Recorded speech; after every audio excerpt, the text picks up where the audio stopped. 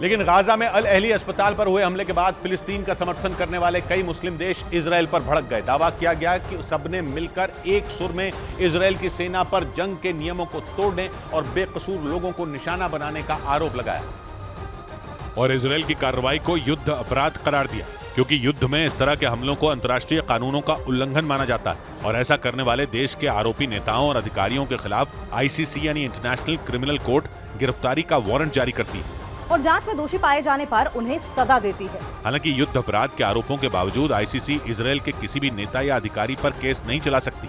ऐसा इसलिए क्योंकि इजरायल इंटरनेशनल क्रिमिनल कोर्ट का सदस्य नहीं है और न ही उसे मान्यता देता है, यानी आईसीसी चाहकर भी इजरायल का कुछ नहीं बिगाड़ सकती। हालांकि हमास से जंग के बीच ये पहला मौका नहीं है जब इजरायल पर जंग के नियमों को तोड़ने के आरोप लगे।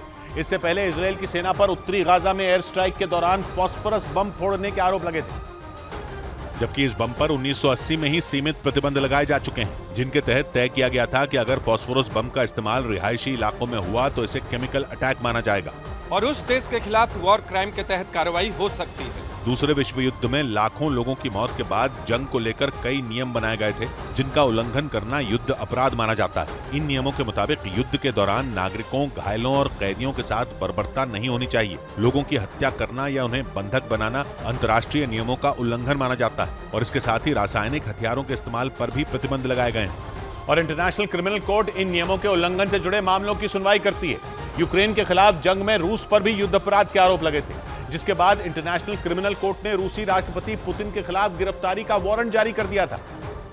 हालांकि रूस ने युद्ध अपराध के आरोपों को खारिज कर दिया था और आईसीसी के फैसले को मानने से इनकार कर दिया था। इंटरनेशनल क्रिमिनल कोर्ट यूरोप के देश हॉलैंड में मौजूद है और दुनिया भर के 123 देश इंटरनेशनल क्रिमिनल कोर्ट के सदस्य हैं, जो उसके लिए फैसलों को मानते हैं। आईसीसी के पास आरोपी देश के खिलाफ मुकदमा चलाने और पीड़ितों के लिए मुआवजे का आदेश देने की ताकत है। इसके अलावा नियम तोड़ने वाले देशों पर प्रतिबंध भी लगाए जा सकते हैं।